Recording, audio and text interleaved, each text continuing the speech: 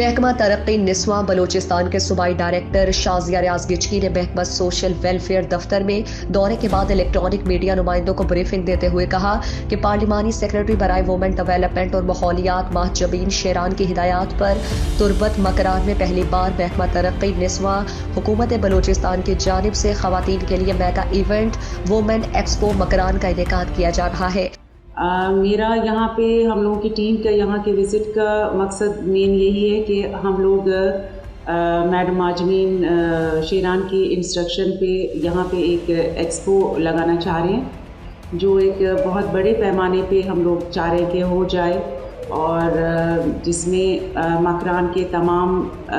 جتنے بھی ڈپارٹمنٹس ہیں وہ سارے انوالو ہوں، اور یہاں کے یعنی کہ وومن ایکسپو لگانے کے لیے ہم لوگ ان کی کوششوں کے لیے ہم لوگ آئے ہیں، اور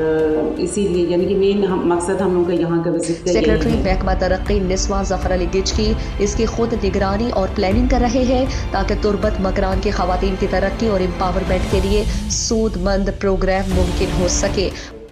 دیکھیں، میں تو یہی سمجھتی ہوں کہ اس کے بہت پازیٹیو امپیکٹ ہوں گے انشاءاللہ، اور یہ بہت عورتیں جو ہیں یہاں پہ جن کا فن ابھی تک ظاہر نہیں ہوا، جو ایسے کام کرتے ہیں کہ میں خود اتنی جگہ جاتی ہوں، میں خود حیران رہ جاتی ہوں کہ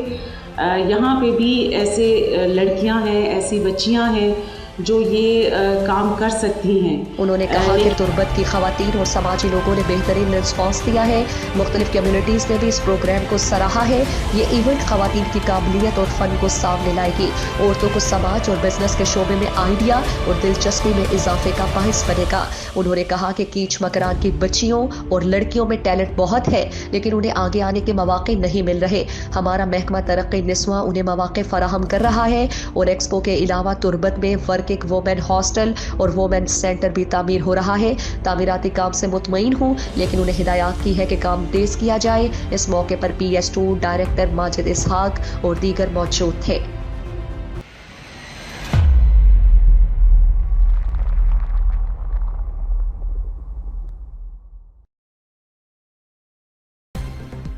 مزید دلچسپ معلومات اور خبروں سے آگاہ ہونے کے لیے Gedrosia point Facebook page, Instagram, Twitter کو فالو اور یوٹیوب چینل کو سبسکرائب کریں۔ بیل آئیکن بٹن دبانا نہ بھولیں تاکہ مکران سمیت بلوچستان کی خبروں سے جڑے رہیں۔